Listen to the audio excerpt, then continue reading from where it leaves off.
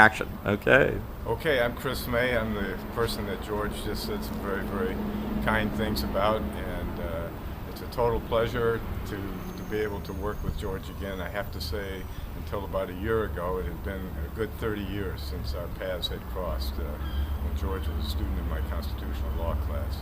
And all I would say is that George represents, for me, my highest dream come true in teaching. I had a legal services background. I went to law school at a time. I went to law school in the late 60s. I had some very, very inspiring professors, Thomas Emerson in constitutional law, Lewis Pollock. I had Moore of Moore's Federal Practice. I had Dean Lewis Pollock, who's now on the bench. And these were all teachers who had practiced law in the civil rights area or in the law reform area. And they planted in me the seed of wanting to go out and try in the little ways that we could to make the world a better place. And so I did that for a while, and I discovered teaching by sheer accident when I was practicing at Neighborhood Legal Services in San Francisco in the Mission District.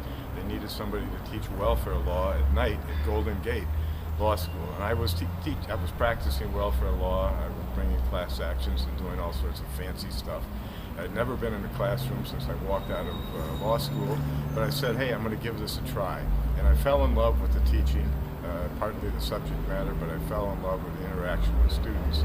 And all of that then led me down to Loyola. But when I started at Loyola, my goal was to try to follow in the footsteps of the professors I had, who didn't merely teach constitutional law or merely teach a subject, but taught it in a way that was designed to help us plug it in to make the world a better place. And again, that was the 60s. I take no credit for that spirit. It was infectious, and I went out and I wanted to do that. I went into legal services and did it all. And when I went into teaching, I tried to bring the same thing to the classroom.